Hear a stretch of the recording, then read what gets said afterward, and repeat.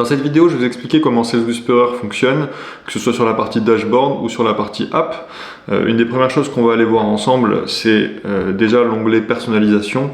C'est l'onglet où vous allez pouvoir renseigner les informations de votre entreprise, ce que vous vendez, quel est votre produit, votre offre, quel est votre client cible, à quelle problématique vous répondez et quelles sont les objections que vous avez subies récemment.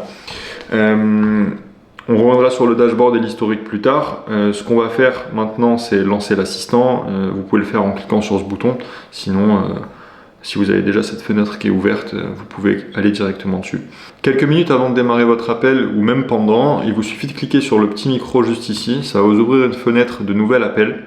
Vous pouvez définir le type d'appel que vous êtes en train de faire. C'est un appel de démo, de closing, de prospection.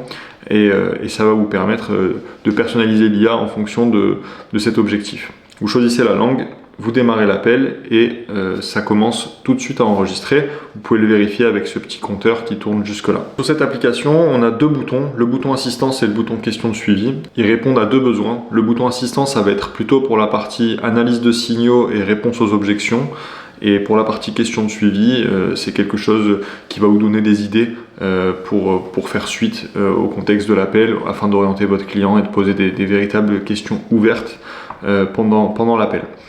Ça se matérialise comme ça, vous cliquez sur le bouton et vous voyez en une seconde, vous avez une phrase à dire, un but et un contexte. Pareil pour la partie question de suivi, vous allez avoir une question, un but et un contexte. Une fois que votre appel est terminé, vous pouvez l'arrêter juste ici, ça va déclencher une analyse. Voilà, donc là l'appel est terminé, on voit bien que c'est un appel de closing. Vous allez avoir un score, un sentiment, une durée et le temps de parole qui va être affiché en premier. Un résumé pour pouvoir vous rappeler tout ce qui a été dit pendant l'appel. Vous allez avoir une partie coaching personnalisée qui va reprendre vos derniers appels. Une partie de scoring par dimension, le ratio de parole qui va être écrit juste ici. Vous allez avoir des recommandations IA qui vont être faites par rapport au résumé, par rapport à l'appel et par rapport à vos performances.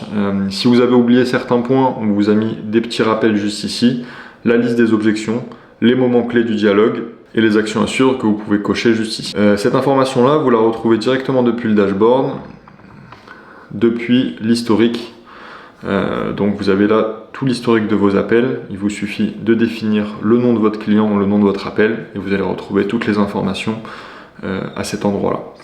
Dans le dashboard, vous allez avoir des données sur l'activité de vos appels, le nombre d'utilisations de l'assistant et le résumé juste ici.